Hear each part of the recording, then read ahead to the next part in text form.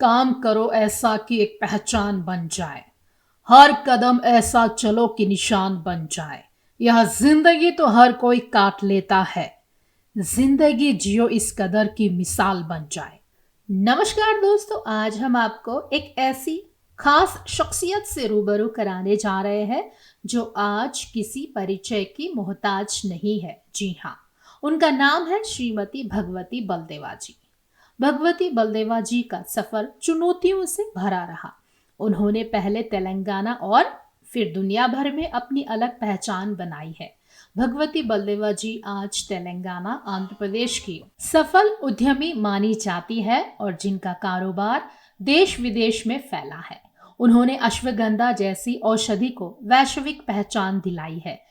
हमारे आदरणीय प्रधानमंत्री नरेंद्र मोदी जी ने अपने मन की बात कार्यक्रम में अश्वगंधा की गुणवत्ता की सराहना की है। इसके अलावा भगवती बलदेवा जी अपने ट्रस्ट के माध्यम से हजारों बच्चों को शिक्षा में सहायता प्रदान की है और सक्षम संस्था के माध्यम से जो शारीरिक और दिव्यांगों को भी सहायता प्रदान की है। कुल मिलाकर एक सक्षम, संपूर्ण और नारी होने का हर कर्तव्य को वो हमेशा से बखूबी निभाती आई है।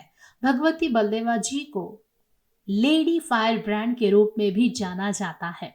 उन्हें खासकर प्रखर वक्ता के तौर पर भी जाना जाता है, जो आज पुरुष प्रधान समाज में एक सफल उद्यमी का मुकाम रखती है। होलिस्टिक वेलनेस के क्षेत्र में काम कर रहा है।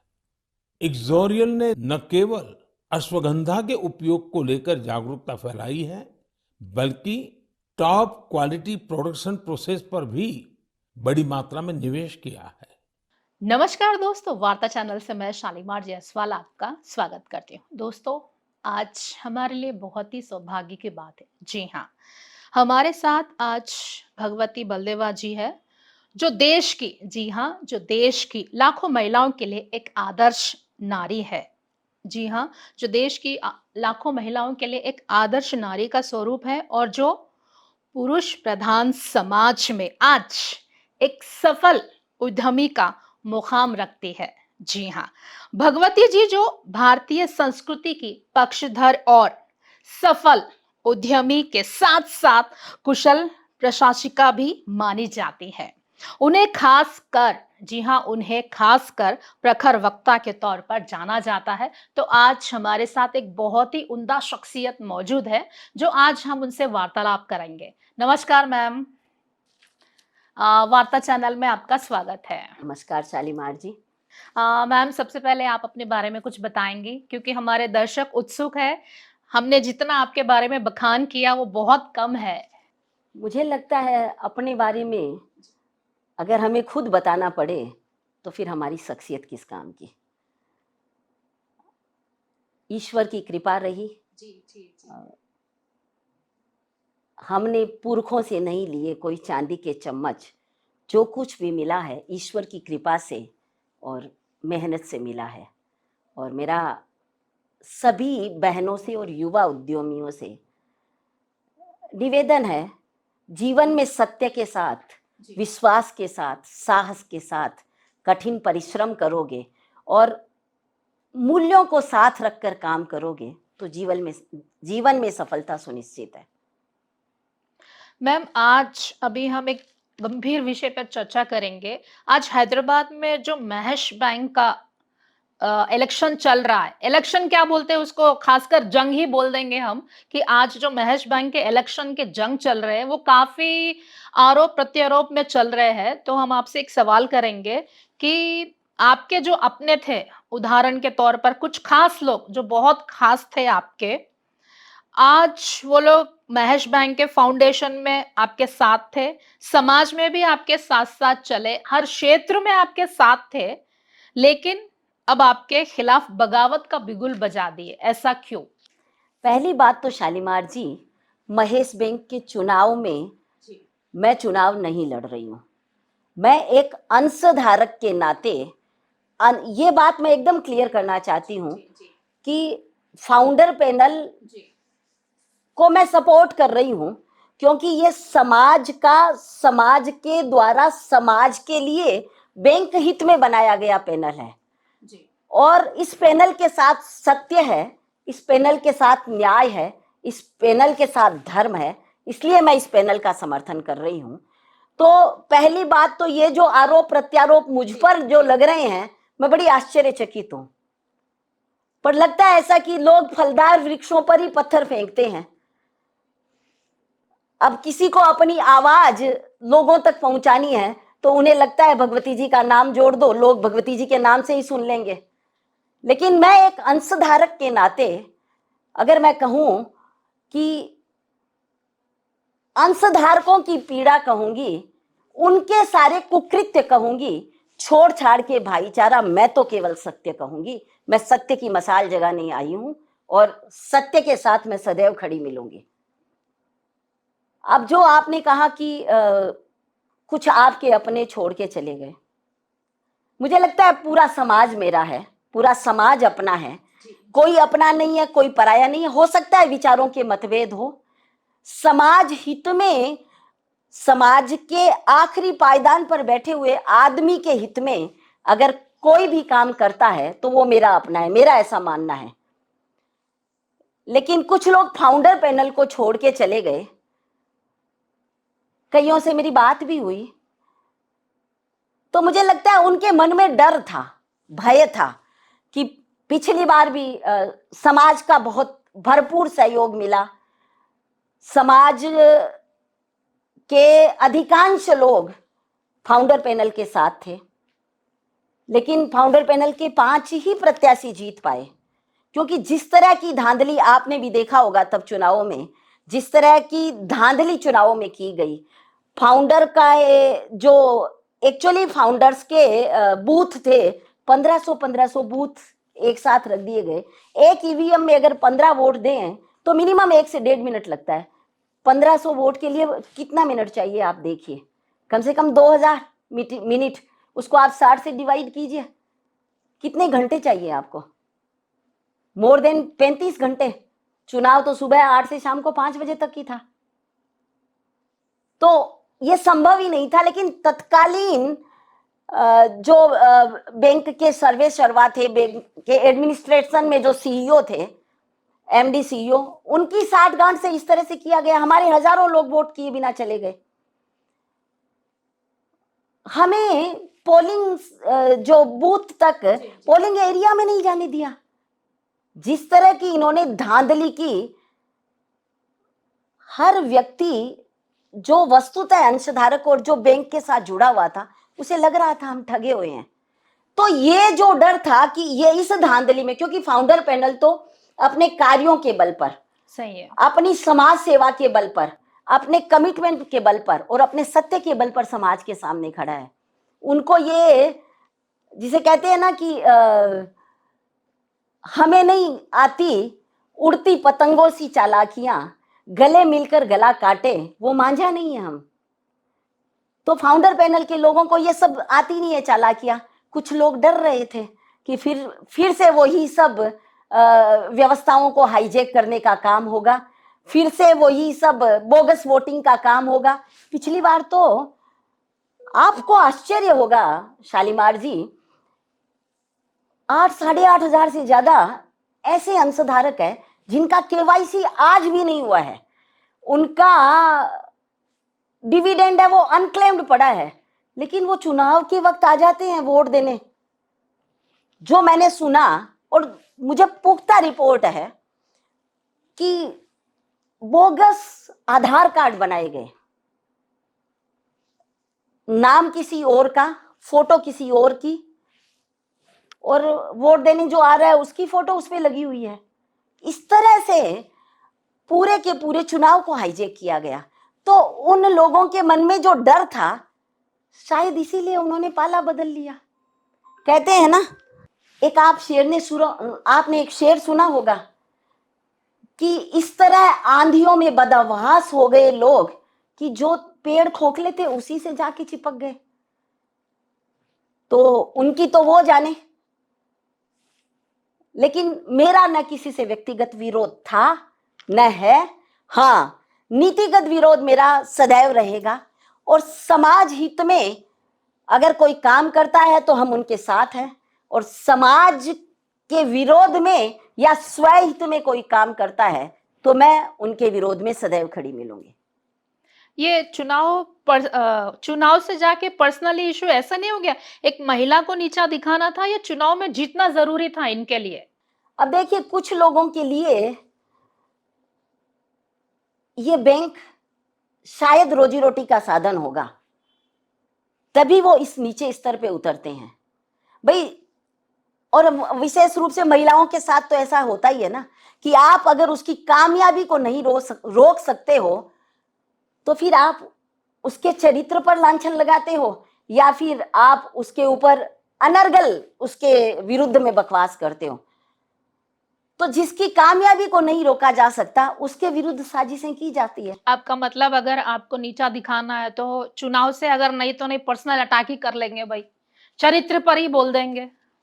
लेकिन मुझे उन लोगों की सोच पर दया आती है। उनके प्रमाण देने से मेरे चरित्र का प्रमाण नहीं होता है। जब जब मुझको कोई अबला समझकर डराता है या धमकाता है, मैं दुर्गा बन दिखलाती हूं। ये लोग जो आरोप लगाते हैं वो सुन ले, मैं भारतीय नारी हूं, अपने चरित्र से पहचानी जाती हूं। लोग कुछ भी बोले, अनर्गल बकवास तो हर सफल व्यक्ति पर लोग करते हैं। हमारे आदरणीय प्रधानमंत्री जी के लिए भी लोग अनर्गल बकवास करते हैं। हर एक जो आरोप कहें या प्रत्यारोप कहें या अनर्गल बकवास कहें या आधारहीन बात का उत्तर देना मैं जरूरी नहीं समझती। समाज मुझे जानता है, क्योंकि न तो कोई बहुत बड़ा पद का मेरे पास साधन है या न कोई मुझे बहुत बड़ा बैंक में न कोई मेरे पास बड़ा पद था, न मैनेजमेंट था। लेकिन मैं ये बात जानती हूं कि मैं तो इस समाज की एक छोटी सी कार्यकर्ता हूं और ये समाज हमारा है और ये समाज हमारे साथ खड़ा है। सत्य बोलना अगर अपराध है तो ये अपराध मैं करती हूं। न्याय के साथ खड़े रहना, धर्म के साथ खड़े रहना अगर अपराध है तो ये अपराध मैं करती हूं और मैं करती रहूंगी। लेकिन कोई अनर्गल बकवास से या धमकियां देकर मुझे डरा लेगा तो ये उनका स्वप्न है, वो दिग्भ्रमित हो रहे हैं। हमारे ऊपर कोई असर नहीं होने वाला है, ये पब्लिक है, ये सब जानती है। तो मैम, जिस पैनल को आप सपोर्ट कर रही है, तो आपको ऐसा नहीं लगता विपक्ष आपसे खौफ खा के इन्होंने अपना पर्सनल फ्रस्ट्रेशन आपके ऊपर निकाला? देखिए, अंशधारकों को बहुत सी बातें पता नहीं थी जी। इन्होंने झूठ बोला, जोर से बोला, बार बार बोला, क्योंकि इन्हें लगा कि कोई इस झूठ को उजागर नहीं कर पाएगा। लेकिन जब हम सत्य के तथ्यों के साथ, जब हम प्रमाण के साथ जनता के पास जाते हैं और इनके पास उन प्रमाणों का कोई काट नहीं है, तो फिर बौखला के ये ऐसा ही करेंगे। मैम, आप पहले महेश बैंक में डायरेक्टर थी, फिर आपने बीच में त्यागपत्र दे दिया। विपक्ष के लोग बोल रहे हैं कि आप सीधा साफ मैदान छोड़कर चले गए, क्यों? देखिए, जब पिछली बार भी चुनाव लड़ा था, मेरा उद्देश्य चुनाव लड़ने का नहीं था। मुझे बैंक में कोई पद नहीं चाहिए था। स्वर्गीय श्री हरिकिशन जी मालानी, जो बैंक के फाउंडर चेयरमैन रहे, 17 साल तक चेयरमैन रहे और जिन्होंने जीरो से बैंक को ऊंचाइयों तक पहुंचाया, उनके मन में दर्द था। वो घर आए और उन्होंने कहा कि जिस तरह से एक समूह ने और एक व्यक्ति ने बैंक पर एकाधिकार कर लिया है, ये बैंक जिस उद्देश्य से हमने बनाई थी, समाज के सर्वहारा वर्ग को समर्थन देने के लिए, उनके लिए उचित इंटरेस्ट रेट पर आर्थिक संसाधन उपलब्ध करवाने के लिए, ये उससे भटकती जा रही है। इसलिए मेरा आपसे निवेदन है, और वो तो इतने दुखी थे, उन्होंने कहा कि अगर आप इसका नेतृत्व स्वीकार नहीं करोगे तो मैं तो आपके यहाँ भूख हड़ताल करूंगा। इतना विशाल व्यक्तित्व है। इस तरह से जब घर पे आए वो, और उनकी जो निवेदन था उसको मैं टाल नहीं पाई। और मैंने ये बीड़ा उठाया। समाज का भरपूर सहयोग मिला। जैसा अभी आपने बताया था, ईश्वर की कृपा है, बहुत सारे डाइवर्सिफाइड बिजनेसेस हैं। समय मेरे पास होता नहीं, और मेरा एक सीधा सा सिद्धांत है, अगर आप किसी भी पद पर हो तो उस पद के साथ न्याय करो, उसको समय दो और अपना 100% दो। अगर नहीं दे सकते हो तो आप उस पद से हट जाओ। सही है। 4 साल तक मैं वहां थी, लेकिन जब मुझे लगा कि अब बैंक सुरक्षित हाथों में है, आरबीआई द्वारा रिकमेंडेड, हाईकोर्ट द्वारा अपॉइंटेड ऑफिसर और उनकी टीम अच्छा काम कर रही थी। आपको जानकर अच्छा लगेगा कि पिछले साल बैंक का हाईएस्ट एवर प्रॉफिट हुआ है। और ये क्यों हुआ है? एनपीए का जो एक अंबार लग गया था, उस एनपीए को इन्होंने ईमानदारी से कार्रवाई करके रिकवर किया। और मेरा मानना है कि डूबा हुआ पैसा भी अगर आप रिकवर कर लेते हो तो वो एक तरह की कमाई है। सही है।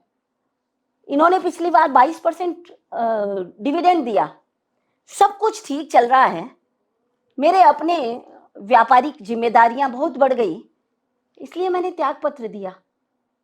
और मैंने, लोग कुछ भी बोलते होंगे, मैंने जनवरी में त्याग पत्र दिया, जो मार्च में स्वीकार हो गया, और उसके लिए मैंने रिक्वेस्ट की। वैसे भी बैंक में बोर्ड मीटिंग्स में तो ये लोग आ ही नहीं रहे थे जो मेजोरिटी में थे। पूरे साल भर में चेयरमैन और उनकी टीम जो है, चेयरमैन तो खुद एक मीटिंग में आए, जिस मीटिंग में चुनाव का डिक्लेरेशन करना था, बाकी आए ही नहीं। तो बोर्ड तो वैसे भी नहीं बैठ रहा था। कोई तो खास केवल वजह नहीं आने की? कोई खास वजह? देखिए, इनकी मनमानी बंद हो गई ना। आरबीआई द्वारा रिकमेंडेड और हाईकोर्ट द्वारा अपॉइंटेड ऑफिसर ने इनकी विम्स एंड फैंसीज पे बैंक चलाना बंद कर दिया। इनको तो यही था कि अगर हम हमारी मर्जी से चलाएंगे बैंक, कंप्लाइंस गए साइड में, समाज हित गया एक तरफ, बैंक चलानी है तो अपनी मर्जी से चलानी है। जब मर्जियां चलनी बंद हो गई तो बैंक में आना बंद कर दिया। तो मेरे छोड़ने का तो मेरा व्यक्तिगत कारण था, भागने की क्या बात है। मैं न कभी जिम्मेदारियों से पहले भागी थी, न अब भाग रही हूं, न आगे कभी भागूंगी। हमने हमारे जो समाज के प्रबुद्ध लोगों थे, लोगों के साथ बैठकर उनको अपनी व्यक्तिगत जो चैलेंजेस थे हमारे अपने बिजनेसेस के, उसके लिए मुझे ज़्यादा समय देना था। तो मैंने रिक्वेस्ट की और सबकी सहमति से मैंने त्याग पत्र दिया। बाकी 4 लोग तो वहाँ थे ही। मैम अभी और मैं तो एक बात कहती हूँ, मैं कुर्सी पर तो नहीं चिपकी। आज 25 साल से एक ही व्यक्ति बैठा है और अभी भी वो वहीं बैठे रहना चाहता है। जैसे लोग कहते हैं कि समाज में समझौता हो जाता, फाउंडर वालों ने स्वीकार नहीं किया। अब मैं आज हकीकत बताती हूँ आपके सामने। इन लोगों ने तो 2 महीने पहले से प्रचार शुरू कर दिया था, संस्थापक वालों ने तो। फाउंडर का तो कोई व्यक्ति नहीं गया। हम चाहते थे कि समाज के प्रबुद्ध लोग बैठे, कुछ लोग इस साइड से आ जाए, कुछ लोग उस साइड से आ जाए, योग्य इंडस्ट्री वाले भी हो, युवा भी हो, प्रोफेशनल भी हो, एक सम्मिलित पैनल बन जाए। सही है। और ये जो चुनावों की गहमा गहमी और ये जिस तरह के कलुषित वातावरण में आज ये चुनाव को ले जाते हैं, वो सारी बंद हो जाए। सही है। यहां से कुछ लोग गए, समझौते की बात लेकर भी गए। वो तो कह रहे थे कि भाई संतुलित पैनल ले आओ, जिसमें जिन लोगों को आरबीआई ने, जिन लोगों को पर ये सारे के सारे, मैं आरोप नहीं करती हूँ, आरबीआई ने तो लिख के दिए हैं, ये सारे आरबीआई की रिपोर्ट में है कि जो कुछ उनके ऊपर उनकी जिसे कहते हैं गलत जो उन्होंने काम किए, वो सारे जब हाईलाइट किए गए, उजागर हुए, आरबीआई ने उजागर किए, तो हमारा यही था कि वो लोग ना आए बाकी कोई भी आ जाए। सही बात है कुछ जैसे जिनके निहित स्वार्थ हैं जी। वैसे लोगों को छोड़कर सबका स्वागत है। तो यहाँ तो ये 5-6 के लिए भी तैयार थे। लेकिन आपको आश्चर्य होगा, जो समझौते के लिए आए वो कहते हैं जी इनके ऊपर जितने भी केस है पहले उन्हें हटाओ। भाई आप एक तरफ तो कहते हो केस झूठे हैं, तो आपको डर किस बात का है? कोर्ट अपना काम कर रहा है। और केस तो फाउंडर ने नहीं किया, केस तो share holders, AP Mahesh cooperative urban bank limited share holders welfare association ने किया, जिसके 2000 से ज्यादा मेंबर है और सारे समाज के लोग हैं।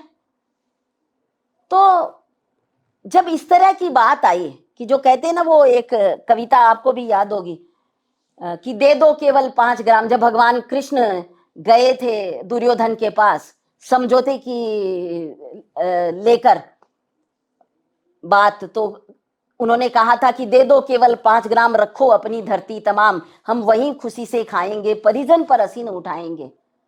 पर दुर्योधन वो भी दे न सका, आशीष समाज की ले न सका। इनको समझौता करना ही नहीं था। आज ये कुछ भी बोले, हकीकत यही है। और जब उन्हीं के विश्वास पात्र लोगों में से एक ने आकर जब हमें कहा कि ये समझौता इसलिए नहीं कर रहे हैं कि इनको बैकडोर से वापिस आना है, आप बोर्ड ऑफ डायरेक्टर के लिए खड़े होने के लिए एलिजिबल नहीं हो, तो अगर इनके 8 लोग भी आ जाते हैं और बोर्ड का चेयरमैन इनका बन जाता है, तो ये मेजोरिटी से बीओएम में इन्होंने वहां कमिटमेंट लिया है कि भाई बीओएम का चेयरमैन रमेश कुमार बंग को बनाएंगे। तब समाज के लोगों का माथा ठनका कि भाई ये तो फिर वही बात हो गई। बीओएम का काम क्या है? बोर्ड ऑफ मैनेजमेंट बैंक को पॉलिसीज रिकमेंड करता है, बोर्ड ऑफ मैनेजमेंट बैंक को लोन्स के जो प्रपोजल है वो रिकमेंड करता है। यानी फिर से वही गोरख धंधा, फिर से वही कमीशन का धंधा। बोर्ड ऑफ मतलब आप सीधे नहीं आ सकते हो, तो आप बैकडोर एंट्री करोगे। तब समाज ने निर्णय लिया कि फाउंडर पैनल इस जंग को लड़ेगा। अगर समझाने से, और मुझे लगता है कई बार मैं कई जगह कहती भी हूं, कल गीता जयंती थी और मैं तो गीता को अपने जीवन के लिए आदर्श मानती हूं। जब भी कहीं कोई प्रश्न मेरे सामने आता है और मुझे उत्तर चाहिए, तो मैं गीता से उस उत्तर को प्राप्त करती हूं। मेरे लिए गीता प्रेरणा स्रोत है। तो मुझे लगता है कि भगवान कृष्ण ने भी, वो जब समझौता वार्ता फेल हो गई, तो उन्होंने अर्जुन को कहा ना, तस्मात् उत्तिष्ठ कौन्तेय युद्धाय कृत निश्चय। तो अगर गलत काम करने वाले लोग समझाने से मान जाते, तो क्या आपको लगता है बांसुरी बजाने वाले कृष्ण महाभारत होने देते? नहीं। यही स्थिति यहां हुई है। अगर ये व्यक्तिगत स्वार्थों में उलझे हुए लोग, निहित स्वार्थों के लिए समाज और बैंक की प्रतिष्ठा को दांव पर लगाने वाले लोग, अगर ये वहां से हट जाते। आज आप देखिए वहां मुखौटा किसका है?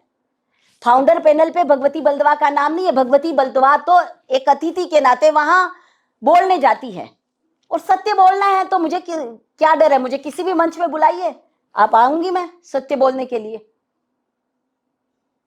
यहां पपेट नहीं है, वहां पपेट्स होंगे। फाउंडर पैनल के जो प्रत्याशी हैं वो कठपुतलियां नहीं हैं, उनके अपना उनका मिशन है, उनका अपना विजन है। और हम जब समाज के लोग बैठ के हमने जब ये पैनल के नाम डिसाइड किए, तो हमने सीधे सीधे कहा, आपने एक मिशन बनाया, आप एक विजन लेके आ रहे हो और आप इसके लिए प्रतिबद्ध होकर काम करोगे। अगर आप इसके ऊपर खरे नहीं उतरे, तो आपका विरोध करने वाले सबसे पहले हम लोग होंगे, क्योंकि हम व्यक्ति निष्ठा पर नहीं चलते हैं। हमारी निष्ठा संगठन पे है, हमारी निष्ठा संस्था के लिए है। तो आज ये कुछ भी अनर्गल बोले, समझौता इनको करना नहीं था, क्योंकि समझौता करते ही तो इनके अपने एजेंडे फेल हो जाते हैं।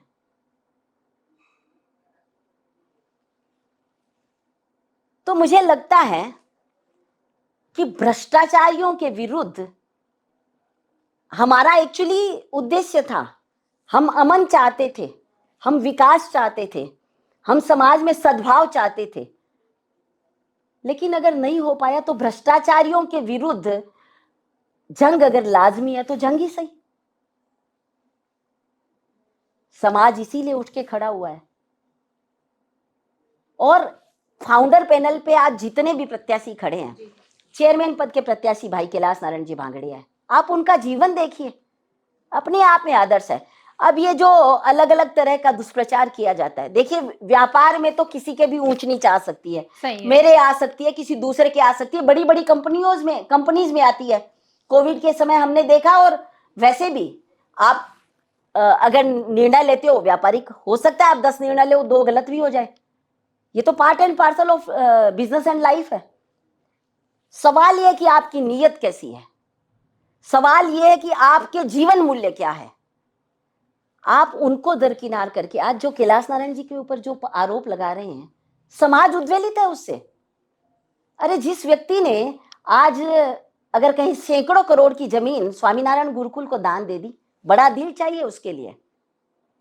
पैसा बहुतों के पास होता होगा, देने के लिए भाव चाहिए, वो दिल चाहिए, वो जिसे कहते हैं ना वो हिम्मत चाहिए।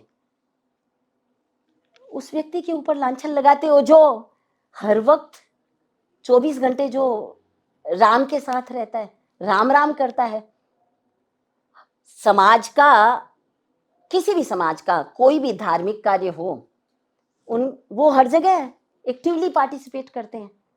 ऐसे व्यक्ति पर लांछन लगाना आपकी कुत्सित कुंठा को प्रदर्शित करता है।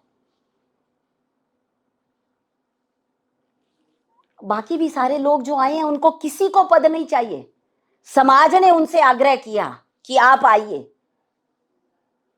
सीधे सीधे ऐसे लोगों को वॉकओवर नहीं दिया जा सकता। और इसीलिए मैं हर मंच से कहती हूं, समाज जो भी करे स्वीकार है। ये कहीं व्यक्तिगत प्रतिष्ठा का प्रश्न नहीं है। मैं तो इसको अपनी व्यक्तिगत प्रतिष्ठा से बिल्कुल नहीं जोड़ती हूं। मुझे लगता है कि एक लक्ष्य लेकर आप चल रहे हो और वो लक्ष्य समाज हित में है, वो लक्ष्य सर्वहारा वर्ग के हित में है, जो भी निर्णय हो। जिनके अपने निहित स्वार्थ इसके साथ अटके हुए हैं, उनके लिए वो चैलेंज है। मैम, आज आपकी हर जगह चर्चा हो रही है, चाहे अच्छे में हो या बुरे में हो, हर जगह चर्चा हो रही है। फाउंडर पैनल को लेकर आपकी चर्चा हो रही है, लेकिन आप फ्रंट में नहीं है, क्यों? जरूरत भी नहीं है। अच्छा, मेरा मानना है, और मैंने बहुत से जगह पढ़ा भी है, सुना भी है, कि अच्छा लीडर वो होता है जो फाउंडेशन बनाए अपने लोगों के लिए और फिर दूसरे लोगों को आगे आने दे और खुद पीठ के पीछे खड़े रहकर उनको पल्लवित, प्रफुल्लित तो जिसे कहते हैं समृद्ध, या अगर मैं कहूं कि उन्हें सफल होते हुए देखे। एक बैकबोन सपोर्ट। जब आपका अपना स्वार्थ नहीं होता है तो आपके मुखौटे की जरूरत नहीं है। तो मुझे लगता है मेरे पिताजी हमेशा ही कहते थे ये बात कि बेटा जीवन में हमेशा सत्य के साथ खड़े रहना, और कभी भी ऐसा झूठ मत बोलना जो सत्य लगे, भले ही ऐसा सत्य बोल देना जो कड़वा लगे। तो हो सकता है कई सत्य कई लोगों को कड़वे लगते हैं, लेकिन वो साहस बचपन से आज तक है और चलता रहेगा। ईश्वर की कृपा से वो साहस सदैव साथ में है और मेरा परिवार मेरे साथ है। तो जो लोग मेरे इस साहस के प्रशंसक है वो तो मुझे गिरने नहीं देते, और बाकियों की मैं परवाह करती नहीं। और एक चीज क्या है, फाउंडर पैनल में जो समाज द्वारा प्रत्याशी बनाए गए हैं उनको किस बेस पे चुना गया है? देखिए, जब बैंक का बनाने का निर्णय लिया गया तो बहुतों को पता नहीं होगा, आदरणीय सरोज जी बजाज बताती है, तब तो मैं भी नहीं थी, कि यहाँ एक महिला अधिवेशन हुआ। सरोज जी उनकी सेक्रेटरी थी और तब ये निर्णय लिया गया कि महिलाओं के विकास के लिए एक बैंक बनाया जाए। उसके बाद कई सारी फॉर्मेलिटीज थी, तो समाज का पुरुष वर्ग भी साथ में आया और इस बैंक का निर्माण हुआ। तो मूलतः इस बैंक को बनाने में समाज हित की प्राधान्यता थी। तो कहीं ना कहीं तो जब समाज हित की प्राधान्यता बैंक के निर्माण में थी, तो प्रत्याशियों के चयन में भी वही सोच रखी गई। अलग अलग क्षेत्र में जो ग्रास रूट पर काम करने वाले कार्यकर्ता हैं, उन्हीं को प्रत्याशी के रूप में समाज के सामने पेश किया तो जो गया। नीचे के स्तर से, हाँ, जो नीचे के स्तर से काम जी, करते आए जी। हैं। हमारे यहाँ एक्चुअली श्रृंखलाबद्ध संगठन है, प्रादेशिक संगठन है, उसके बाद जिला संगठन है, उसके बाद तहसील सभाएं हैं। जैसे हैदराबाद में अपने आप में 20 सभाएं हमारी काम करती हैं। तो अलग अलग एरिया में जो नीचे तक काम करते हैं, उन कार्यकर्ताओं को और वहां के लोगों से भी बात की गई कि भाई आपके एरिया से आप किसको चयन करना चाहेंगे। उनके द्वारा चयनित लोगों को, जैसे कबूतर खाना में उन्हीं लोगों ने कहा कि भाई दिनेश करवा को आप प्रत्याशी बनाइए। महिलाओं में से तेलंगाना आंध्र प्रादेशिक माहेश्वरी महिला संगठन की अध्यक्षा है बहन रजनी जी। महिलाओं ने कहा एकजुट होकर कि हमारी अध्यक्षा को आप बनाइए। यानी कि हमारे चयन में सदैव जो लोग समाज के संगठनों से जुड़े हुए हैं और जो समाज के लिए निस्वार्थ रूप से काम कर रहे हैं, वैसे कार्यकर्ताओं को बैंक में डायरेक्टर बना के भेजने का हमारा लक्ष्य है, ताकि वो बैंक का भी सर्वांगीण विकास कर सके और समाज हित के काम भी बैंक के माध्यम से, बैंक के जो रेगुलेटरीज है उनके अकॉर्डिंग काम कर सके। मतलब जो समाज को अच्छी तरह से पहचानता जानता बैंक में वैसे लोग रहेंगे तो थोड़ा समाज को भी मोरल सपोर्ट रहेगा। मोरल सपोर्ट रहेगा। और आप देखिए, बैंकिंग रेगुलेटरी एक्ट के हिसाब से, आरबीआई के हिसाब से कुछ वीकर सेक्शन को लोन देना जरूरी होता है, लेकिन यहां तो नहीं दिया गया। ये लोग वीकर सेक्शन के लोन बाहर से खरीदते हैं कुछ परसेंटेज देके। अगर आपके डायरेक्टर्स समाज के आखिरी पायदान पर बैठे हुए व्यक्ति को जानते हैं, पहचानते हैं, और आप ही के समाज के कुछ लोग जो देने में विश्वास करते हैं, ऐसे लोग अगर उनका गारंटी ले लें, या आप कुछ हद तक तो कोलेटरल फ्री लोन भी दे सकते हो। अगर आप दो और 100, 200, 500 लोग खड़े हो जाएं समाज के इस बैंक के माध्यम से, यही तो हमारे फाउंडर का विजन था, यही तो हमारे फाउंडर का लक्ष्य था। मेन मतलब समाज के लोगों से ही बैंक का उद्धार हो सके। बिल्कुल। जो व्यक्ति को जानता है वो उस व्यक्ति के हित में काम करेगा। सही जो केवल फोटो, माला या पेपर के नेता होंगे, क्या आप उनसे आशा रख सकते हैं कि वो समाज हित में काम करेंगे? पिछले 20 साल में हम वहीं से चुके हैं। और मेरा विरोध, इसीलिए मेरा विरोध नीतिगत है। मेरा विरोध इनकी मोडस ऑफ ऑपरेंडी से है। मेरा व्यक्ति से कोई विरोध नहीं है। जो नीतियां हैं बैंक के, उसका आपका विरोध है। बैंक को चलाने वालों की नीतियां। अच्छा, हाँ। बैंक की नीतियां तो सही है। अच्छा, ओके। जो इतने दिनों तक बैंक के मैनेजमेंट में रहे, जिन्होंने बैंक चलाई और अपनी अनुकूलता से चलाई, अपनी विम्स एंड फैंसीज पे चलाई, मेरा विरोध उनसे है, उनके काम करने की प्रणाली से है। और वो विरोध जब तक सब कुछ सही नहीं होगा, हम करते रहेंगे। Ma'am, founder panel Mahesh bank के शेयर होल्डर और एसोसिएशन दोनों एक ही है, और एसोसिएशन के मंत्री फाउंडर पैनल प्रत्याशी है। आपने हारने वाले पर ही वापस से दाव क्यों लगाया, इस पर आप थोड़ा प्रकाश डालेंगे? देखिए, फिर से वही बात है, क्योंकि एसोसिएशन को ये जो चाहिए। दिग्भ्रमित करने वाली बात है कि मैंने किया है, ये समाज की सामूहिक सोच और सामूहिक निर्णय का परिणाम फाउंडर पैनल है। किसी व्यक्ति विशेष की आशा और अपेक्षाओं से बना हुआ पैनल नहीं है। ये किसी व्यक्ति विशेष के द्वारा चयनित पैनल नहीं है। ये जो इस तरह से प्रोजेक्ट किया जाता है, ये बिल्कुल गलत है कि आप ही ने इसका चुनाव किया। जी नहीं, चुनाव समाज के प्रबुद्ध लोगों ने मिलकर किया है। और भाई श्याम बियानी का जो चुनाव किया गया है, वो तेलंगाना आंध्र प्रदेश एक माहेश्वरी सभा के प्रचार मंत्री हैं, वो नीचे तक काम करते हैं,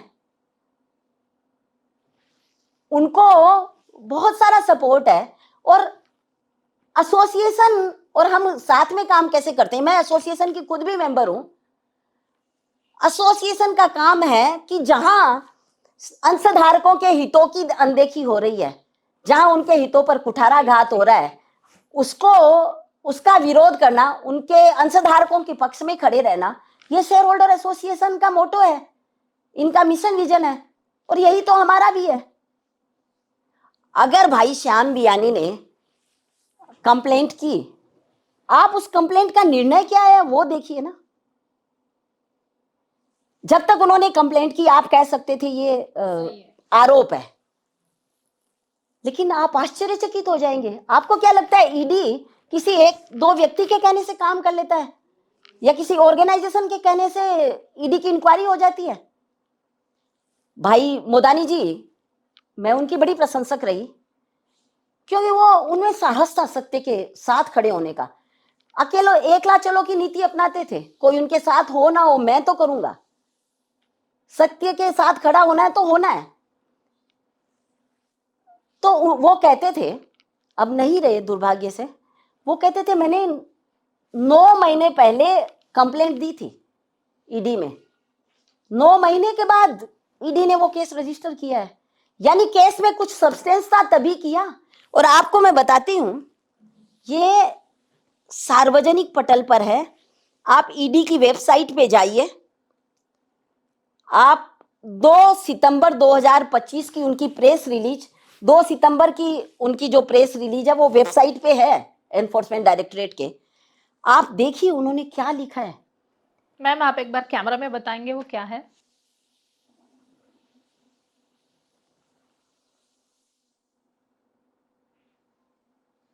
ये देखिए, आप इसका कॉपी निकालिएगा, ईडी की वेबसाइट पे जाके आप इसकी कॉपी निकालिएगा, और मैं चाहती हूं आप इसको दिखाएं। ये जो कह रहे हैं, दुष्प्रचार कर रहे हैं कि एसोसिएशन ने बैंक में ईडी की इंक्वायरी की, ये इंक्वायरी बैंक के अगेंस्ट नहीं थी। एसोसिएशन तो बैंक के हितों के लिए ही खड़ा है, अंशधारकों के हितों के लिए ही खड़ा है। ये इंक्वायरी करप्ट ऑफिशियल्स पर थी, जिनके हाथ में बागडोर थी बैंक को संभालने की। आप देखिए, I quote, ED initiated investigation on the basis of the 2 FIRs registered at PS Banjara Hills against senior officials of AP Mahesh, senior officials के अगेंस्ट लिखा है इन्होंने, AP Mahesh Cooperative Urban Bank Limited, namely Mr. Ramesh Kumar Bang, the then chairman, Umesh Chandasawa, the then MD and CEO, and Purushottam Das Mandhana, the then senior vice chairman, and unknown others, for misusing their official positions and disbursing loans to various ineligible borrowers against their illegal collaterals, non-existent properties, and in return charging commission for disbursement of such illegal loans from the loanees. Further, from the said commission, the accused were suspected to have acquired several immovable properties in the name of themselves and their family members, and then काफी बड़ी है, आप उसको निकाल के पूरा दिखाइएगा। लेकिन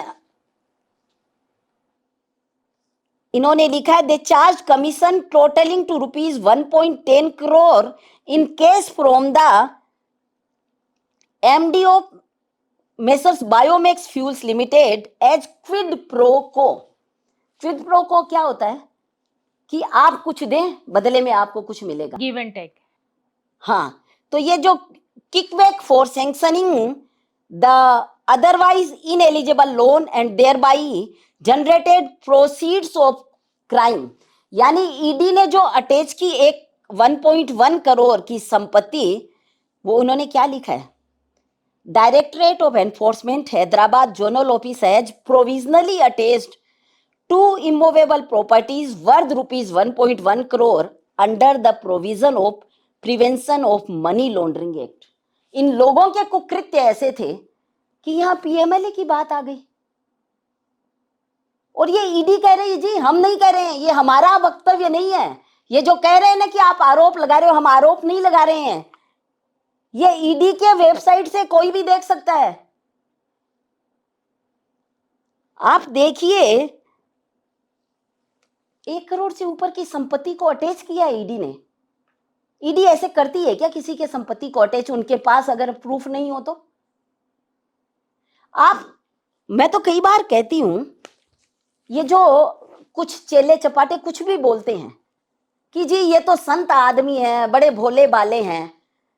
मैं हमेशा कहती हूं, जिनके चेहरे बड़े भोले भाले मिले, उनके कर्मों के पृष्ठ सारे काले मिले। और आरबीआई ईडी ने जब की तहकीकात तो इनके चारों तरफ घोटाले ही घोटाले मिले। इन्होंने बैंक की प्रतिष्ठा को दांव पर लगा दिया। Proceed of crime ED attach कर रहा है, यानी अपराध से अर्जित संपत्ति को ईडी ने अटैच किया है और ये कहते हैं आप आरोप लगा रहे हो। इससे ज्यादा प्रमाण इनको क्या चाहिए? ईडी जब खुलेआम बता रहा है आपको, उनकी वेबसाइट पे है जी। आपको किसी के कहने पे विश्वास नहीं करना, आप उनकी वेबसाइट पे जाइए। 2 सितंबर 2025 की आप उनकी प्रेस रिलीज देखिए और ये कहते हैं कि आप आरोप लगा रहे हो, आप बदनाम कर रहे हो। तो इनको ईडी ने बदनाम नहीं किया, आप ही ने किया बदनाम। ईडी ने कुछ नहीं बोला इनको। ईडी ने तो प्रॉपर्टी अटैच की है। ईडी का केस तो अभी तक जारी है, उन्होंने बाद में लिखा भी है, अभी तक वो जो इन्वेस्टिगेशन जारी है, अभी खत्म नहीं हुआ इन्वेस्टिगेशन। देखिए समय लगता है। आर्थिक संस्थानों में जो ये इंक्वायरीज होती है उसमें बड़ा समय लग जाता है। ईडी के और भी बहुत सारे काम होते होंगे, मुझे नहीं पता उनका क्या प्रोसेस होता होगा इंक्वायरी का, लेकिन ये पता है कि समय लगता है उसमें। अभी भी इंक्वायरी जारी है और ये कहते हैं कि हमने बैंक को बदनाम कर दिया। किसकी वजह से ये नाम उछला? किनके कुकर्मों की वजह से? ये समाज के हर अंशधारक को सोचना होगा। ये कोई व्यक्तिगत विरोध की बात नहीं है। आज एक छोटा सा इन्वेस्टर्स, क्योंकि मैं कई बार कहती हूं कि हजारों इन्वेस्टर्स के खून पसीने की कमाई से बना हुआ ये संस्थान है। ये किसी की जागीर नहीं है और किसी के लिए होगी ये रोजी रोटी, पर हमारे लिए तो ये समाज का अभिमान है। आज आपने उस गौरव को स्टेक पर लगा दिया। आप लोगों को भटकाइए मत कि ये ईडी की बैंक के अगेंस्ट में है इंक्वायरी। ये 3 व्यक्तियों के अगेंस्ट में है और कुछ अननोन लोगों के अगेंस्ट में इंक्वायरी है, ये बैंक के अगेंस्ट में नहीं है। आपको जानकर बड़ा, क्योंकि आप तो महिलाओं की अधिकारों की भी पक्षधर है, जैसा मैं जानती हूँ शालीमार जी आपको, और अगर कोई महिलाओं के साथ दुर्व्यवहार करता है तो आप बिल्कुल बर्दाश्त नहीं कर पाती हैं। नहीं, बिल्कुल बर्दाश्त नहीं। आप क्या, कोई भी महिला नहीं बर्दाश्त कर पाएगी। जब आरबीआई की रिपोर्ट आई जी, ये मैं सच्ची घटना बता रही हूँ, इतनी एक्सप्लोजिव। आज तो वो एक्चुअली कोर्ट में किसी बैंक के कर्मचारी ने तब शेयर होल्डर एसोसिएशन के चेयरमैन मोदानी जी को गुमनाम चिट्ठी के रूप में पोस्ट की। उनके पास वो रिपोर्ट पहुंची सारी, उन्होंने वो कोर्ट में प्रेजेंट की। तो आज तो ये पब्लिक डोमेन में है, ये हर कोई देख सकता है इसको। जब वो रिपोर्ट आई, हम सारे डायरेक्टर्स बैठे थे क्योंकि इमरजेंसी मीटिंग बुलाई गई थी। मैं तो उसे देखकर हैरान हो गई, जिस तरह की तहकीकात आरबीआई के रिपोर्ट में थी कि किस तरह से इन्होंने सारे नियमों को, कानूनों को धता बताकर जिस तरह का लूट का खेल मचाया। तो मेरे मुंह से निकला इट्स टू एक्सप्लोजिव। अब जो वहां के चेयरमैन पद के प्रत्याशी हैं भाई पलोड जी सामने थे बैठे, उन्होंने बोला, उनके मुंह से निकला व्हाट इज वे अहेड। मैंने उन्हें कहा लेट देम स्टेप डाउन। ये जो जिन लोगों के अगेंस्ट में ये आरबीआई की रिपोर्ट है उनको बोलिए उतर जाए और आप आ जाइए। आप 10 लोग थे, आप में से ही कोई 3 लोग आ जाएं सही है। And you take charge. मैंने उनको यही कहा, आप चार्ज लीजिए ना, हम सपोर्ट करेंगे। मैंने मेरे बाकी चारों सहयोगियों को पूछा भी नहीं। वो जो जिसे कहते हैं ना इम्प्रॉम्प्टू जो रिप्लाई होती है, आपके जो आत्मा की आवाज आती है, अंतरात्मा से जो अंतरात्मा से, मुझे लगा कि देखिए न हम कभी व्यक्तिगत ईगो में जाते हैं, न अपने आप को कभी संस्था से बड़ा समझना नहीं चाहिए, ये मेरा मानना है। तो व्यक्तिगत ईगो की बात कहाँ आती है? हमारे लिए संस्था सर्वोपरि है, बैंक के हित सर्वोपरि है, बैंक की साख सर्वोपरि है। इसलिए मैंने उन्हें कहा आप आ जाइए। लेकिन सुनकर आपका खून खोल उठेगा शालीमार जी। चेयरमैन वहां जो बैठे थे मिस्टर रमेश कुमार बंग, उन्होंने मुझे कहा तुम्हारी हिम्मत कैसे हुई ऐसे बोलने की, तुम्हें देख लूंगा। एक बात, वैसे भी इस तरह से कोई महिलाओं से बात नहीं करनी चाहिए। उसके बाद आप बोर्ड मीटिंग का भी एक डेकोरम होता है। तो आप देखिए जो व्यक्ति इस तरह से, अगर आपने सच को बोल दिया तो आपको इस तरह से बोर्ड में धमकियां दे देंगे। ये तो मैंने बोला आरबीआई की रिपोर्ट को देखो, अपने आप को देखो, मुझे तो ईश्वर देखता है, मैं तो सत्य के साथ खड़ी हूं। ठाकुर जी कुछ गलत करवाते नहीं है तो डर किस बात का है? ऐसे कई आए मुझे डराने धमकाने वाले। मतलब वो धमकी अब इलेक्शन में विकृत रूप ले रही, वो धमकी अब वही हो रहा होगा, वही हो रहा है। और वो क्या धमकी अब इलेक्शन में वो यूज कर रहे वो, जो अभी कर रहे हैं वो। लेकिन आप देखिए हमारा विरोध, मैं आपको बताना चाह रही हूं कि हमारा विरोध क्या था। हम कभी भी बैंक का नुकसान हो जाए ऐसी परिस्थितियां आने नहीं देना नहीं चाह रहे चाहते थे। इसीलिए हम तो तैयार थे कि भाई आप 3 आ जाएं, हम तो समर्थन करने को तैयार है। लेकिन ये धमकी और इसके अलावा जैसे क्यों हमने आरबीआई को बहुत सारी बातें लिखी। हाँ, क्योंकि जब आपकी बोर्ड में गलत हो रहा है और आपकी बात को सुन नहीं रहा है कोई भी व्यक्ति, हमने पत्र लिख के कहा एमडी सीईओ को कि भाई हमें ये अकाउंट्स हैं, इनके बारे में आप डिटेल बताइए, क्योंकि हमें इसमें ठीक नहीं लग रहा है। सीईओ ने जब व्यक्तिगत रूप से भाई अरुण जी मिले तो कहते हैं कि नहीं साहब, चेयरमैन ने कहा है कि ये नहीं बताना है उन्हें, जो करना है कर लो। तो हमारे पास चारा क्या था? हम अंशधारकों के, सही बात है, अंशधारकों ने हमें विश्वास करके वहां भेजा था कि हम बैंक हित में सही काम करेंगे, सही निर्णय लेंगे। तो हमारे पास एक ही चारा था कि हम आरबीआई को इसको रिपोर्टिंग करते, और वो हमारा धर्म भी था। तो उसमें गलत क्या है? हमारा कर्तव्य भी था। वो लोग सही थे तो इसमें डरने की बात क्या है? हाँ, अब वो तो सही हो तो आदमी दिखाई देना, तो हमारा कर्तव्य वही था, इसलिए हमने आरबीआई को वो कंप्लेंट की। करना लाजमी भी था, हम नहीं करते तो हम कर्तव्य पथ से विमुख होते। हमने वो किया, आरबीआई ने इंक्वायरी की और जो हमारा शक था वो सब सही निकला। आपने समाज के हित के लिए ये कंप्लेंट की, क्योंकि आपको समाज को जवाब देना है कि आप पद पे रह के क्या कर रहे हैं समाज हाँ, के हित का। जो गलत हो रहा था उसका विरोध अगर हम नहीं करेंगे तो हम क्या वहां सिंबॉलिक थोड़े ही गए थे। बाकी तो जैसे आप समझिए, इसीलिए ये जो कहते हैं ना कि भाई अपने जो जिनको बैंकिंग का भले ही नॉलेज होगा या नहीं होगा, ऐसे लोगों को ला के बिठा दिया जाता था ताकि वो उनसे प्रश्न ही न करें। आधे घंटे में बोर्ड मीटिंग खत्म। हम तो हर चीज पे प्रश्न करते थे। जो चीज हमें समझ में नहीं आई, या तो हमें आप कन्विंस करो, नहीं तो हमारा डिसेंट नोट करो। अगर आप उत्तर नहीं दे रहे हो तो हमारा डिसेंट नोट करो। हमारे पास और क्या चारा था? हमने बिल्कुल हमारे बोर्ड के मेंबर के अधिकारों का उपयोग किया और करना भी था। इसीलिए आज हम अंशधारकों के सामने बिल्कुल एकदम पुरजोर तरीके से कह रहे हैं कि हमने ये किया। उनके विश्वास को हमने संबल दिया है, उनके विश्वास पर खरे उतरने का काम हमने किया है। नहीं, हमको लोगों से ये भी जानकारी मिली कि आप खुलेआम अंशधारकों को खरीदने की कोशिश कर रहे हैं। मुझे हंसी आती है, जिसे कहते हैं ना, दया भी आती है, तरस भी आता है जो लोग ऐसी बात करते हैं। हुआ क्या, शायद आपके मन में भी ये प्रश्न होगा कि भाई इस बैंक की प्रतिष्ठा आज जो धूमिल हो गई है उसको पुनः स्थापित करने के लिए आपने क्या किया या आप क्या करने वाले हैं।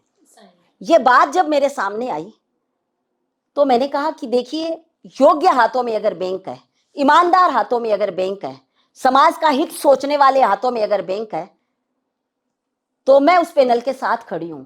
अगर भाई कैलाश नारायण जी भांगड़िया चेयरमैन बनते हैं तो 100 करोड़ की एफडी हमारा परिवार देगा। मैंने क्या गलत कहा जी? आपने अच्छे के लिए आपने भाई हमारे सपोर्ट किया। खून पसीने की कमाई है, कहीं कोई किसी आर्थिक संस्थान से लूटी हुई कमाई नहीं है। हमारी मेहनत से और ईश्वर की कृपा से मिला हुआ हमारा पैसा है और हम डिपॉजिट दे रहे हैं। हम बैंक से वापस ले नहीं रहे हैं, हम लोन नहीं ले रहे हैं, या हम बैंक से कुछ कमीशन नहीं खा रहे हैं। भाई व्यक्ति अपनी गाढ़े पसीने की कमाई कहीं डिपॉजिट करवाता है तो वो सबसे पहले क्या देखता है? उसकी साख क्या है, मेरा पैसा सुरक्षित है या नहीं है। तो मेरा उद्देश्य ये था बोलने का कि भाई अगर हम विश्वास करते हैं इन लोगों पर तो आम व्यक्ति भी विश्वास करेगा, बैंक को कोई खतरा नहीं होगा। सही है। इसमें वोट खरीदने की बात कहां से आई? अब आप देखिए किस तरह से ये तथ्यों को तोड़ मरोड़ के पेश करते हैं, और कुछ जो छुटभइये कोई लेखक होंगे वो कुछ भी लिख देते हैं। आपके बारे में पेपर में काफी बढ़ चढ़ के लिखा जा रहा है कि आप इस तरह से कर रही है, देखिए उसके लिए तो वो तो बनता है डिफेमेशन का केस, लेकिन देखते हैं वक्त के साथ क्या किया जाएगा। हम बिल्कुल एक्शन लेंगे। जब आपको तथ्यों के बारे में पता नहीं है तो मीडिया का काम क्या है, रिपोर्टर का काम क्या है? आप सत्य की जांच पड़ताल कीजिए, आप तथ्यों के साथ बात कीजिए, बिल्कुल आपका अधिकार बनता है। आप पक्ष में लिखें या विपक्ष में लिखें, लेकिन आपको तथ्यों का कुछ भी पता नहीं है और आप किसी के प्रभाव या दुष्प्रभाव में आकर कुछ भी लिख सकते हो किसी के लिए, तो परिणाम तो आपको भी भुगतने पड़ेंगे। मीडिया में होने का मतलब यह नहीं होता है कि आप अनर्गल कुछ भी लिख दोगे बिना बेस के। मीडिया का मतलब है सच्चाई को उजागर सच्चाई करना। उजागर कीजिए, आप बिल्कुल कीजिए। आप अभी बहुत सारे तीखे प्रश्न पूछ रही हैं, पूछिए, हमें उससे कोई परहेज नहीं है। नहीं, हमको जो जानकारी मिली, हम ये चाहते हैं कि आपके द्वारा जो भी आपके ऊपर आरोप प्रत्यारोप लगाए जा रहे हैं वो कहाँ तक सही है, या ये सिर्फ ऐसे ही धांधली आपको इलेक्शन में हराने के लिए, आपके पैनल को हलाने के लिए ये कीचड़ उछाला जा रहा है। तो हमको भी उसकी जानकारी चाहिए। हमारे थ्रू हम चाहते हैं कि पब्लिक को सच्चाई उजागर हो, ताकि पब्लिक सच को वोट डाले। जो पैनल जीतने के लायक है वो पैनल जीते, क्योंकि आपके समाज के लोगों को ही फायदा होगा। कोई सही आदमी अगर सीट पे बैठेगा तो गरीब से गरीब भी फायदा उठाएगा। मैं आपके इस प्रयास की सराहना करती हूँ शालीमार जी, कि आपने सत्य को उजागर करने का, सत्य अंशधारकों के समक्ष लाने का जो प्रयास किया है, मैं सराहना करती हूँ इसकी। क्योंकि कहीं ना कहीं जो आग मेरे दिल में लगता है वो आग आपके भी दिल में है, कि सही क्या है ये आम व्यक्ति तक जाना चाहिए। आप फैब्रिकेट करके कुछ भी कर दो। सही है। अब आप देखिए बैंक का विकास कैसे रुका। बैंक में केवाईसी की पेनल्टी आई,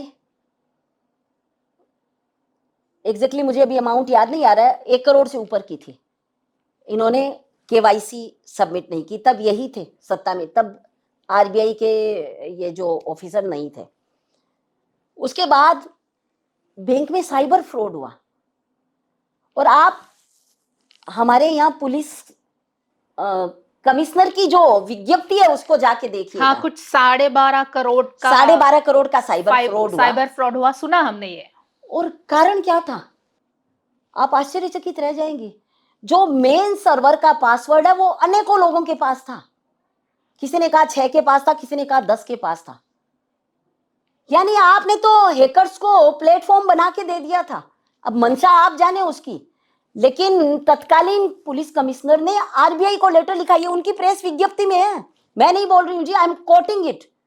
तत्कालीन पुलिस कमिश्नर ने आरबीआई गवर्नर को चिट्ठी लिखी कि इनकी लापरवाही, ग्रॉस इरेगुलरिटीज के लिए इनका लाइसेंस रद्द किया जाना चाहिए बैंक का। आप सोचिए, इन्होंने तो अपनी बैंक को स्टेक पे लगा दिया था।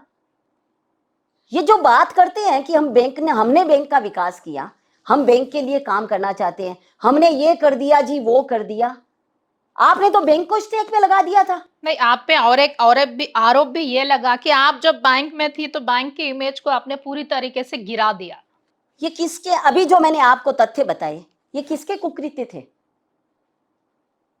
किन्होंने ये काम किया? एक आर्थिक संस्था से अपना निजी स्वार्थ साधने का काम किसने किया? आरबीआई की रिपोर्ट मेरे कहने पे हुई क्या? ईडी ने मेरे कहने पे किया क्या? ये आपके कुकृत्य बाहर आए हैं।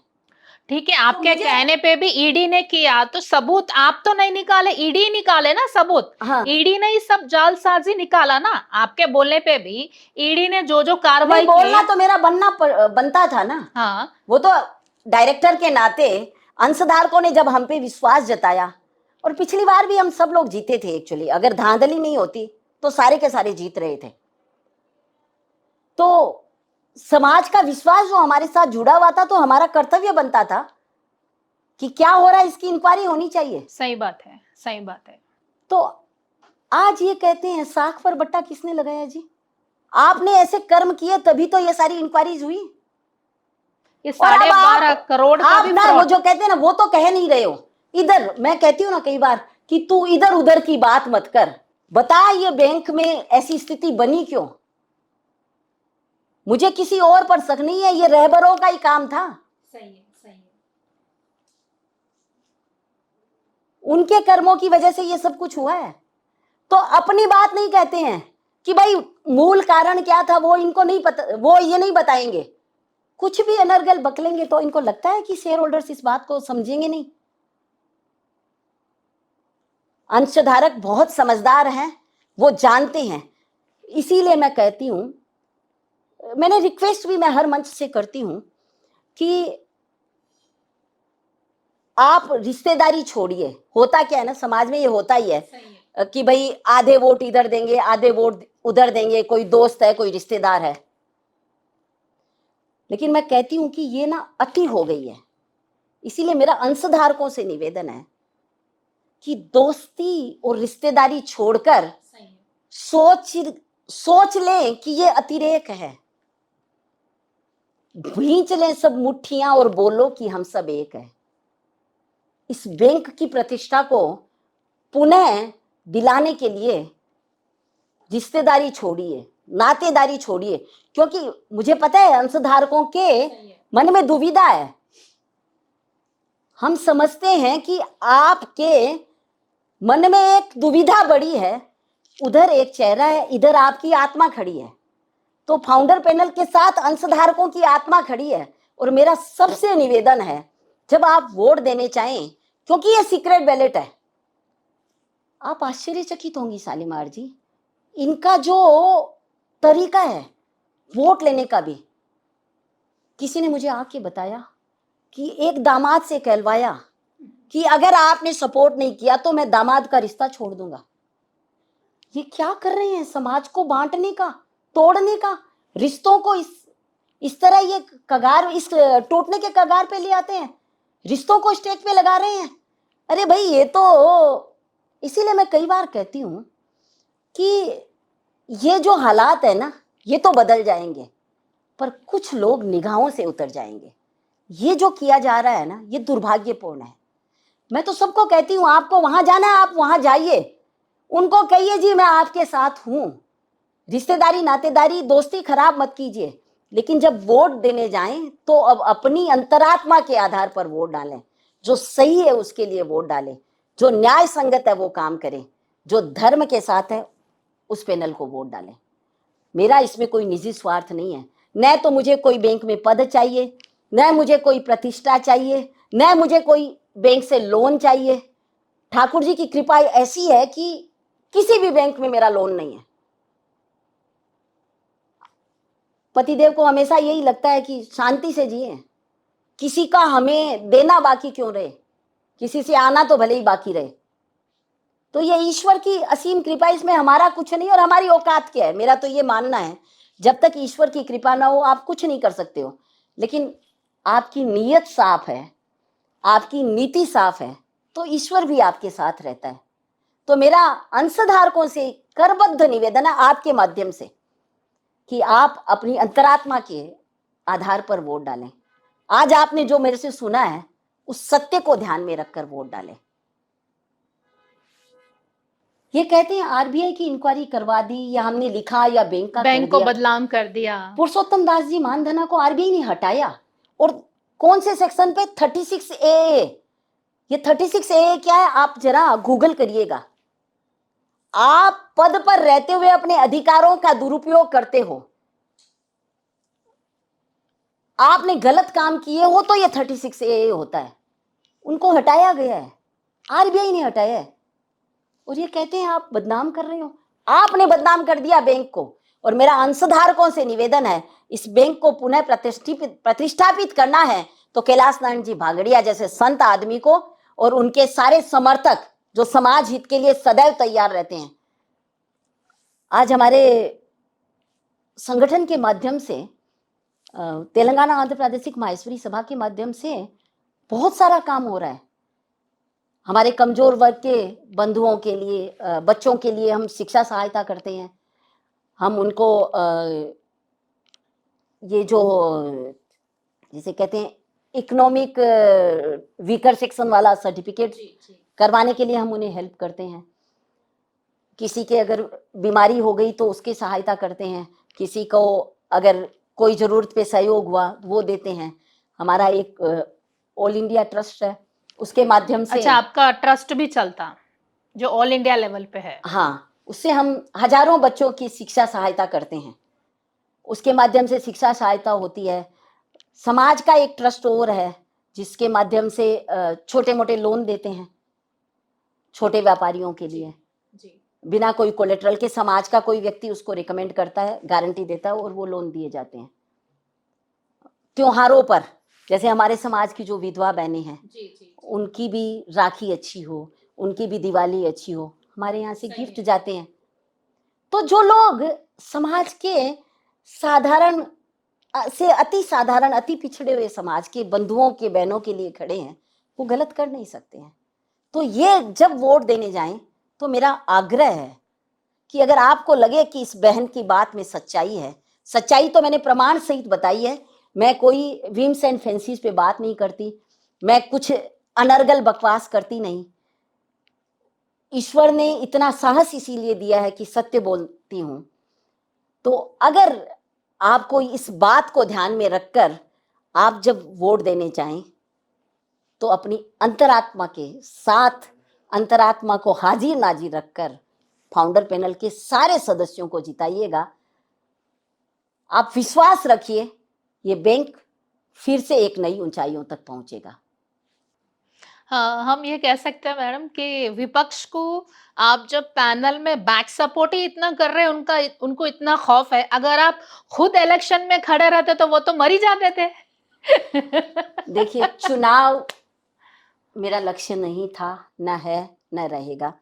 पद पाना मेरा लक्ष्य न कभी था, न है, न रहेगा। मुझे लगता है कि समाज से जो स्नेह मिलता है, समाज से जो सम्मान मिलता है, और समाज जिस अपेक्षा के साथ हमारे साथ खड़ा होता है, और किसी भी सत्कार्य के लिए समाज के लोग जब सहयोग की अभिलाषा करते हैं और हम वो छोटा मोटा सहयोग ईश्वर की कृपा से दे पाते हैं, तो मेरे लिए सबसे बड़ा पद वही है। सबसे बड़ा, अगर किसी जरूरतमंद के चेहरे पे हमारी वजह से मुस्कान आ जाए, किसी जरूरतमंद को जरूरत का सामान मिल जाए, बस हमारे लिए सबसे बड़ा पद, सबसे बड़ी प्रतिष्ठा, सबसे बड़ा सम्मान वही है। इसलिए मेरा निवेदन भी है सबसे कि कृपया इस चुनाव को हमारा व्यक्तिगत चुनाव न समझे, और मेरा तो बिल्कुल न समझे। मैं केवल सत्य के साथ खड़ी हूं, और सत्य अगर कड़वा है तो भी मैं बोलूंगी, और सत्य बोलना अपराध है तो भी मैं बोलूंगी। न्याय और धर्म के साथ रहना अपराध है तो ये अपराध मैं करती आई हूं और करती रहूंगी। मैम, मैं एक अच्छा सा उदाहरण आपसे शेयर करना चाहूंगी। जब अयोध्या रावण का वध करके राम जी आए थे, तो कौशल्या माता पूछती कि आपने रावण को मार दिया, तो राम एक बहुत अच्छी चीज बोलते, रावण को मैंने नहीं मारा, रावण को मैंने मारा। मैंने मारा, बिल्कुल सही कहा आपने। तो वो पद शायद यहाँ पे फिट होता है। आप जैसे बोल रही ना कि हम सब सहयोगी, आप जैसे चल रही है हमको लेके, तो मुझे ऐसा लगता विपक्ष मैं को लेके चल रहा। मुझे लगता है व्यक्ति के अकेला व्यक्ति कुछ भी नहीं कर सकता है। एक व्यक्ति, एक परिवार, एक समाज देश की दिशा बदल नहीं सकता है। एक खिलाड़ी, एक कोच टीम की दिशा नहीं बदल सकता है जब तक सारे लोग साथ में न जुड़े। समाज बन के, एक संगठन बनकर सब लोग एक तरह से नहीं सोचते, तब तक न किसी समाज का विकास होता है, न किसी संगठन का विकास होता है, न किसी प्रदेश का विकास होता है, और न किसी देश का विकास होता है। तो ये तो समष्टि की बात है।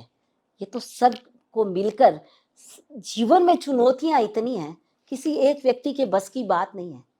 उसके लिए सबको मिलकर अपने अपने स्तर पर काम करना होगा। और आपका बहुत बहुत धन्यवाद। आपसे बात करके शालीमार जी बहुत अच्छा लगा। आपके मन में जो प्रश्न थे, मुझे लगता है आपको उन प्रश्नों के उत्तर मिले होंगे। सबसे पहली बात तो मुझे प्रश्नों के उत्तर क्यों चाहिए थे, क्योंकि मैं भी एक महिला हूँ। जब महिला के ऊपर आरोप प्रत्यारोप लगाए जाते हैं तो महिला खामोशी से उसको सहन करती है। क्यों? क्योंकि वो सहनशीलता बोलते हैं, नारी को बहुत ही सॉफ्ट कोमल बोलते हैं। लेकिन आज की नारी को मैदान में उतरना ही पड़ेगा, बोलना ही पड़ेगा। क्यों? क्योंकि वो सच का साथ जब देंगी तो सारे पस्त हो जाएंगे रास्ते। आज की नारी को बोलना ही पड़ेगा, वो सीता नहीं बन सकती। नहीं। सहनशीलता हम नारियों का गुण है, लेकिन वो गुण है परिवार के लिए, अपनी संतान के लिए, जरूरतमंदों के लिए। लेकिन जहां लोग ललकारते हैं ना, आपकी योग्यता या आपकी अस्मिता पर जहां लोग अंगुली उठाते हैं ना, तब हम हिंदुस्तानी नारियां हैं, हम खड़ी हो जाती हैं। चुनौती अगर कुछ भी हो तो हम हिंदुस्तानी नारियां नहीं डरती हैं, क्योंकि हमारे यहाँ तो नारियां शुरू से सक्षम रही है। हम कोई अबला नहीं है। हमने परिवार का निर्माण किया है, हमने समाज का निर्माण किया है। हम संतान को योग्य बनाती हैं, संस्कार देती हैं। हम धर्म, राष्ट्र और देश प्रदेश के विकास के लिए खड़े हैं। लेकिन गलत लोगों के साथ, गलत कामों के साथ हम नहीं खड़े हैं। तो डर किस बात का? पहले जो पुरुष प्रधान देश था, अब ये नारी प्रधान हो गया। क्योंकि आपको लक्ष्मी जी, अगर धन चाहिए तो लक्ष्मी जी, विद्या चाहिए तो सरस्वती, अगर आपको ताकत चाहिए युद्ध के लिए तो दुर्गा माँ, सारे गुण नारी में ही है। तो पुरुष प्रधान देश कहाँ हुआ? हाँ, नहीं, हमारे यहाँ एक्चुअली आप सनातन संस्कृति की बात करें तो हमारे यहाँ कभी भी नारी अबला थी नहीं। आप देखिए, आपने सुना होगा जब मंडन मिश्र और शंकराचार्य जी का शास्त्रार्थ हुआ, तो उन दोनों की जज उभय भारती थी, मंडन मिश्र की पत्नी। वैसे देखा जाए तो वो एक कंटेस्टेंट की, जो शास्त्रार्थ में 2 कंटेस्टेंट थे, उनमें से एक की पत्नी थी। लेकिन आप सोचिए वो कितनी तेजस्वी नारी रही होगी कि जिसे 2 इतने योग्य व्यक्ति जब शास्त्रार्थ कर रहे हैं तो उनका जज तो उनसे बेहतर ही होगा। और उन्होंने अपने पति को पराजय का निर्णय दिया। ये अलग बात है कि एक बार निर्णय देने के बाद उन्होंने कहा कि मैं इनकी अर्धांगिनी हूं, अब आप मुझे भी हराइए, तब मैं मानूंगी कि आप शास्त्रार्थ में विजयी हुए हो। सही है। तो हमारे यहाँ नारियां सदैव स्ट्रोंग थी। ये कहीं ना कहीं विदेशी सभ्यता ने हमारे दिमाग में डाल दिया कि हमें पुरुष की बराबरी करनी है। हम तो इनसे श्रेष्ठ हैं जी। बराबरी की आवश्यकता कहाँ है? आवश्यकता कहाँ है? स्त्री हमेशा सर्वोपरि रही है। और हम मल्टी टैलेंटेड हैं, हम मल्टी फील्ड्स पे काम कर सकते हैं। मैं क्षमा चाहती हूँ मेरे भाइयों से, वो शायद इतना नहीं कर सकते, क्योंकि एक नारी तो देखिए सर्जक भी है, माँ भी बनती है, बच्चे को पालती भी है, उसको संस्कार भी देती है और उसको योग्य भी बनाती है, घर का काम भी देखती है, बाहर का भी देखती है, और सबको मिला के रख के भी चलती है। पुरुष ये काम सारा नहीं कर सकते हैं। मुझे ऐसा लग रहा है चुनाव का मोटिव पुरुष से हारने से ज्यादा एक महिला से हारने का ज्यादा प्रॉब्लम होगा, इसलिए आपके ऊपर आरोप प्रत्यारोप बहुत लगा रहे हैं। मैं तो चुनाव में खड़ी भी नहीं हूँ, तो मैं ये बात है, मैं मुखर हूँ। आप खड़े नहीं है तो ये विपक्ष इतना खौफ खा रही, आपको वो मेरे ख्याल से महाभारत के अर्जुन वो क्या श्री कृष्ण समझ रहे होंगे शायद, वो इसलिए इतना खौफ खा रहे हैं। लेकिन फिर तो आप समझिए, अगर श्री कृष्ण अर्जुन के साथ श्री कृष्ण थे, दुर्योधन के साथ कौन था? शकुनी। तो मैं तो कुछ नहीं बोलूंगी, महाभारत बोलता है। नहीं, इलेक्शन की तो अलग बात है मैडम, लेकिन इतना खौफ खाना और इतना आपके ऊपर आरोप प्रत्यारोप लगाना, ये कहाँ का इंसाफ है? अगर आपको युद्ध में लड़ना ही है तो आप इलेक्शन के तौर तरीके से लड़ो, आप ये फ्रस्ट्रेट मत नहीं, निकालो मैं किसी कहती के हूँ ऊपर। तत्थों के आधार पर हाँ, आइए, सबूत के आधार पे, तथ्यों सबूत के आधार आधार पर आइए, तथ्यों के आधार पर आइए। जी।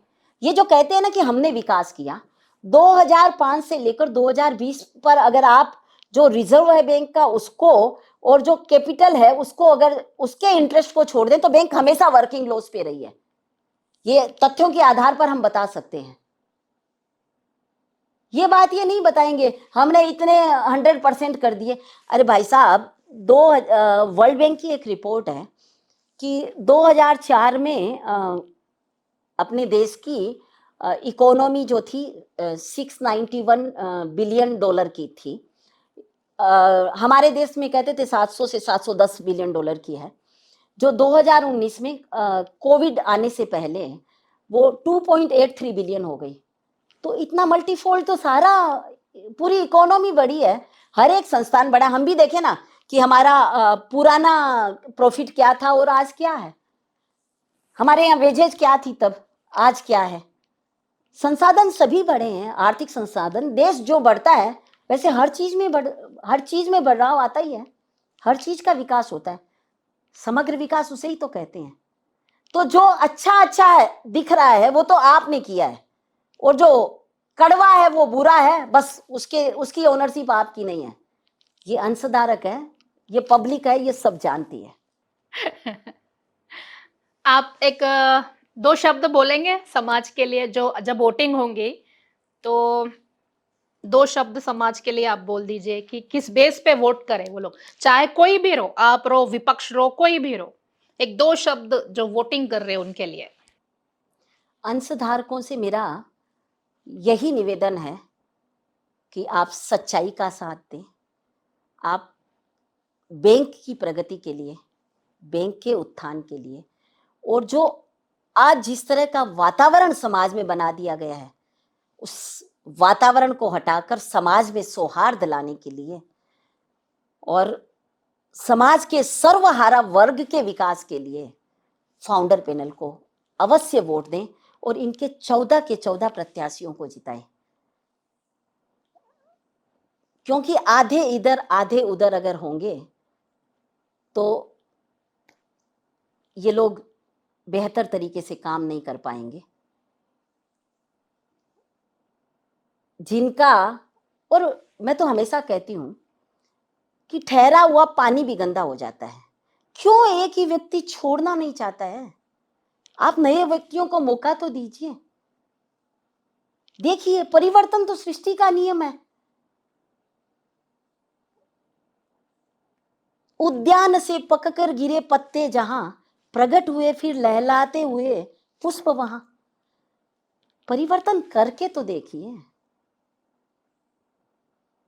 निश्चित रूप से बैंक समाज और सर्वहारा वर्ग के लिए काम करे, ऐसा पैनल चुनिए।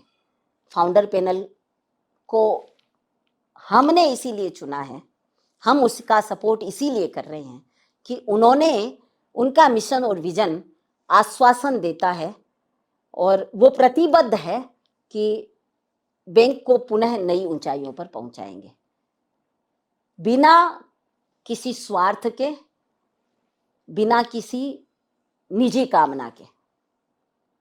बहुत बहुत धन्यवाद।